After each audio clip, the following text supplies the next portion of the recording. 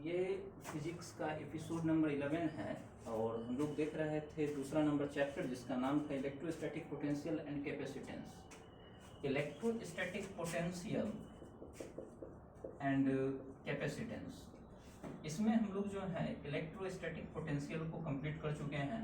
Electrostatic potential में लगभग जितने भी टॉपिक हम लोगों को पढ़ने थे उन सभी टॉपिक को कंप्लीट कर लिया गया है। आज से जो स्टार्ट होगा वो होगा कैपेसिटेंस। मतलब आने वाले जितने भी एपिसोड्स हैं उसमें अगर किसी चीज़ के बारे में बात किया जाना है तो वो बात किया जाना है कैपेसिटेंस के बारे में। कैपेसिटेंस को हिंदी में धारिता कहते हैं, याद रखना है। और हाँ, कैपेसिटेंस को जो है कोई पब्लिशर जो है या कोई जो राइटर हैं वो कैपेसिटी से भी इसको जो है एक तरह से समझ जाइए कि संबोधित किए हैं। तो कैपेसिटेंस और कैपेसिटी दोनों में कोई डिफरेंस नहीं, ठीक है ना। तो यहाँ पर जो है क्या करना है कि कैपेसिटेंस को डिफाइन करते हैं। इसके डिफिनीशन देने से पहले हम आप लोगों को कुछ इसके बिल्कुल फंडामेंटल रूट पर बात करना चाहेंगे कि कैपेसिटेंस जब कोई बोलेगा आज के बाद से आप तो उसका मतलब क्या होगा, ठीक है ना। कहने का मतलब है कि उससे हम लोगों के माइंड में इमेजिनेशन क्या होना चाहिए कि हाँ भाई किसी कंडक्टर का कैपेसिटेंस ज़्यादा है या किसी कंडक्टर का कैपेसिटेंस कम है, तो उससे क्या पता चलना चाहिए। तो देखिए इसके लिए हम सिंपल सा एक एग्जाम्पल बताते हैं कि कैपेसिटेंस का मतलब होता है कि वो अपने अंदर किसी भी चीज को किस लिमिट तक समा सकता है। जैसे कि सिंपल लैंग्वेज में अगर हम बात करें तो ध्यान दीजिए कि यहाँ पर हम एक बकेट बना रहे हैं। बकेट मतलब बाल्टी, एक ये है और एक देखिए यहाँ है इसके बगल में। और इन दोनों बाल्टी का काम है अपने अंदर मान लेते हैं पानी को स्टोर करना, ठीक है। तो पानी को स्टोर करना, इस बाल्टी का नाम हम डालते हैं ए, इस बाल्टी का नाम डाल देते हैं बी। अगर आपसे हम पूछे कि बताइए कि ए और बी में कौन ज्यादा पानी को स्टोर कर सकता है, कौन अपने अंदर जो वाटर है उसके मैग्नीट्यूड ज्यादा को स्टोर कर सकता है, तो आप कहिएगा बी। क्या कहिएगा? बी। अगर आपसे रीजन पूछे तो आप कहिएगा कि सर इस बी जो है इस बकेट का साइज बड़ा है, तो साइज बड़ा है तो इसमें पानी ज्यादा अटेगा। बिल्कुल सही। तो इसका मतलब है कि ये जो बी बकेट है इसका कैपेसिटेंस ज्यादा है, इसका कैपेसिटेंस जो है वो ज्यादा है।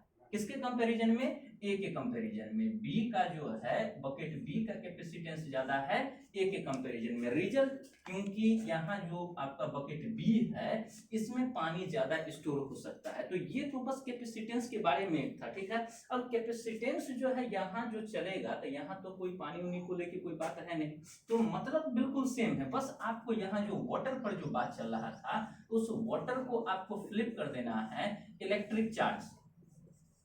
जहां जहां हम लोग वाटर बोल रहे थे वहां वहां क्या बोलते चलना है? इलेक्ट्रिक चार्ज, जिसको हम लोग जो है शॉर्ट फॉर्म में केवल चार्ज से भी जो है रिप्रेजेंट करते हैं या बोला करते हैं, ठीक है। तो अब यहाँ पर आपका कैपेसिटेंस जो है ज्यादा कम के बारे में अब हो गया। जैसे कि आपसे हम कहेंगे कि भाई देखिए ये एक मेटेलिक सरफेस है और ये एक दूसरा मेटेलिक सरफेस है, दोनों में से किस पर इलेक्ट्रिक चार्ज के मान को हम ज्यादा कर सकते हैं। तो आप कहिएगा कि सर इसका साइज छोटा है तो इस पर जो है कम इलेक्ट्रिक चार्ज अटेगा। जैसे कि अगर मान लेते हैं कि 1 प्लस को हम 1 कूलम मान ले तो 1 2 3 4 5 6 7 8 9, तो इस पर चार्ज हुआ +9 कूलम। लेकिन इसका साइज ज्यादा है तो इसके कंपेरिजन में यहाँ जो प्लस के संख्या है वो आप ज्यादा दे सकते हैं। तो आप कहिएगा कि ये जो बड़ा वाला साइज का जो ऑब्जेक्ट है इसमें चार्ज ज्यादा है। जैसे कि इसको भी हम गिनती कर ले तो 1 2 3 4 5 6 7 8 9 10 11 12 13 14 15 16 17 18, तो देखिए यहाँ पर +18 कूलम आ गया। मतलब यहाँ से आप ये जान लीजिए कि जो मेटल या जो भी कंडक्टर अपने अंदर इलेक्ट्रिक चार्ज के मैग्नीट्यूड को ज्यादा स्टोर कर पाएगा उसका कैपेसिटेंस ज्यादा माना जाएगा, और जो मेटल अपने अंदर इलेक्ट्रिक चार्ज के मैग्नीट्यूड को कम स्टोर कर पाएगा उसके कैपेसिटेंस को कम माना जाएगा। मतलब अगर आपसे हम यहाँ पर पूछे कि बताइए कि सी और डी कंडक्टर में किसका कैपेसिटेंस ज्यादा है, तो आपका आंसर होना चाहिए कि सर डी का। किसका? डी का। क्यों? क्योंकि इसका आकार ज्यादा है। तो आने वाला जो अगला जो प्रोसेस है या अगला जो डिफिनीशन, अगला जो कैलकुलेशन उसमें आपको प्रूफ करके हम दिखाएंगे कि कंडक्टर का साइज अगर ज्यादा है तो उसका कैपेसिटेंस भी ज्यादा होगा। उम्मीद है कि कैपेसिटेंस का जो है रूट मीनिंग समझ में आ गया होगा। अब हम लोग जो तो कैपेसिटेंस से रिलेटेड जितना भी हम जो है अभी रफ करना चाह रहे थे इसको एक्सप्लेन करने के लिए वो सब हम कर लिए। अब आते हैं मेन मुद्दा पर कि कैपेसिटेंस को डिफाइन कैसे किया जाए।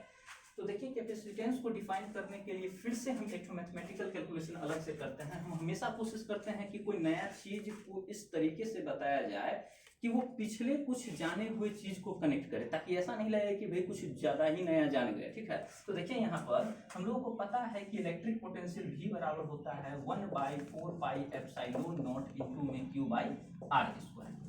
तो यहाँ पर अगर हम R को भी कांस्टेंट कर दे तो आपको पता है कि ये सारा जब वैल्यू कांस्टेंट होगा तो V और Q एक दूसरे के प्रोपोर्शनल हो गया। कहने का मतलब कि अगर हम किसी कंडक्टर पर Q के मान को बढ़ाते हैं तो उसके कारण V का भी वैल्यू बढ़ जाएगा। मतलब इलेक्ट्रिक चार्ज के अगर मैग्नीट्यूड किसी कंडक्टर पर इंक्रीज किए जाएंगे तो उसके कारण इलेक्ट्रिक पोटेंशियल के भी वैल्यू क्या हो जाएंगे, बढ़ जाएंगे। तो यहाँ पर हम लिख सकते हैं कि if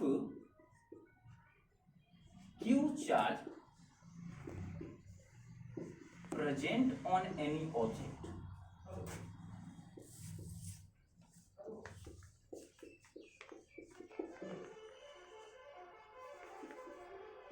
due to which V electric potential has been generated, then Q is directly proportional to V। ध्यान से देखिए यहाँ पर लिखा गया है, इसका हम हिंदी भी बोल देते हैं। जो लोग हिंदी में लिखा करते हैं वो जो हम बोलते हैं उसको फिर से रिप्ले करके जो है लिख लिया कीजिएगा कि यदि Q चार्ज किसी ऑब्जेक्ट पर प्रेजेंट हो, यदि Q आवेश किसी वस्तु पर उपस्थित हो और उसके कारण भी विद्युतीय विभव की उत्पत्ति हुई हो तब Q समानुपाती V, मतलब Q is directly proportional to V। ये कैसे आया यहीं पर देखिए, बस इसको हम ऐसे घुमा दिए हैं कि भाई Q का मान बढ़ाएंगे तो V का भी वैल्यू बढ़ जाएगा। तो ये प्रोपोर्शनलिटी का साइन हुआ। अब इस प्रोपोर्शनलिटी के साइन को अगर हम रिप्लेस करना चाहते हैं इक्वालिटी से तो हमको एक कांस्टेंट जोड़ना होता है। तो यहाँ हम कांस्टेंट C जोड़े और ये आ गया V। तो Q इज इक्वल टू जो है फॉर्मूला आया है CV। अब Q इक्वल टू जो यहाँ पर CV है, अगर कोई हमसे कहता है कि ये C क्या है तो इस C के बारे में ही हम लोग कहते हैं कि यही C है कैपेसिटेंस।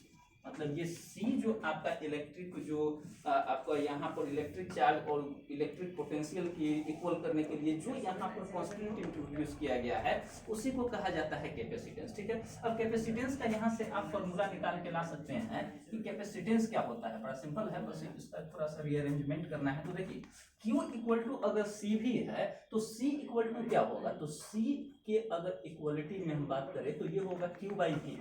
तो C का जो वैल्यू है वो किसके बराबर आ गया, Q बाई V। और यहीं से इसका हम डिफिनेशन बना के दे देंगे कि कैपेसिटेंस क्या है। तो कैपेसिटेंस किसी ऑब्जेक्ट पर प्रेजेंट इलेक्ट्रिक चार्ज, कैपेसिटेंस किसी ऑब्जेक्ट पर प्रेजेंट इलेक्ट्रिक चार्ज और उसके कारण क्रिएटेड इलेक्ट्रिक पोटेंशियल का रेशियो होता है। फिर से सुनिए, कैपेसिटेंस किसी ऑब्जेक्ट पर प्रेजेंट इलेक्ट्रिक चार्ज और उसके कारण क्रिएटेड इलेक्ट्रिक पोटेंशियल के रेशियो के बराबर होता है, या उसके रेशियो को ही कैपेसिटेंस के रूप में डिफाइन किया जाता है। तो देखिए इसी को हम यहाँ पर बना के लिखने वाले हैं कि capacitance is defined as the ratio of electric charge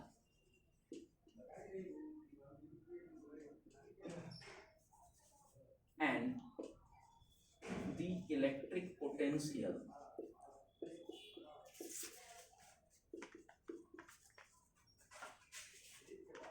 for any object। बड़ा ही सिंपल है और साधारण है, एकदम सिंपल सा डिफिनेशन बनाया है। अगर हमसे कोई कहे कि भाई इसको डिनोट किससे करते हैं तो पता चल ही गया है कि it is denoted by C। Capacitance को C से डिनोट करते हैं तब तो C बराबर Q बाई V आया ना। तो कैपेसिटेंस क्या होता है इसके बारे में बात कर लिया गया। अगर इसका हिंदी डिफिनेशन पर बात किया जाए तो ध्यान से सुनिए हिंदी में हम क्या बोल रहे हैं कि धारिता को विद्युत आवेश तथा विद्युत विभव, ऐसे ही लिखना है, धारिता को विद्युत आवेश तथा विद्युत विभव के अनुपात के रूप में परिभाषित किया जाता है। तो जो हिंदी में लिखते हैं, जो अभी हम बोले, उसको जो है आप फिर से रिपीट करके उसको लिख सकते हैं। तो C बराबर क्यू बाई वी आ गया, ये कैपेसिटेंस था। अब यहाँ से जो सवाल आ सकते हैं वो SI यूनिट और डायमेंशन पर आ सकता है। तो हम लिखेंगे SI यूनिट ऑफ कैपेसिटेंस। तो SI यूनिट ऑफ कैपेसिटेंस हम लोग निकालते हैं, हर बार की तरह मेथड वही है। C is equal to Q by V पहले लिखिए, उसके बाद लिखिए कि Q का जो है SI यूनिट क्या होता है। तो Q चार्ज है, तो चार्ज का कूलम, और V वोल्ट है, तो मतलब इलेक्ट्रिक पोटेंशियल, तो इसका वोल्ट हो गया, तो इसका आया CV-1। इसी को फैराडे कहा जाता है। इसी को क्या कहा जाता है? फैराडे। अगर आपसे कोई कहता है कि कैपेसिटेंस का ऐसा यूनिट बताइए, तो आप कहिएगा कि उसका यूनिट होता है फैराडे, जिसको F से डिनोट करते हैं। और अगर कोई कह देगा कि क्या एक फैराडे को हम 1 कूलम पर वोल्ट या वोल्ट इनवर्स लिख सकते हैं, तो हम बोलेंगे बिल्कुल सही, उसमें कोई दो राय नहीं है। क्योंकि देखिए फैराडे और ये दोनों तो इक्वल है ना, तो इसके आगे 1 लगा दिए, इसके आगे 1 लगा दिए, तो कुछ अलग नहीं हुआ है। तो इस डेटा को भी याद रखिए। अब अगला है डायमेंशन। वैसे हम कहेंगे कि ऐसा यूनिट से ज्यादा इंपॉर्टेंट किसका डायमेंशन। तो डायमेंशन ऑफ कैपेसिटेंस C से हम डिनोट कर दे रहे हैं। देखिए C is equal to Q by V. अब यहाँ पर देखिए ये Q को Q रहने दीजिए, V बराबर हम लोग पढ़े हुए हैं W बाई Q।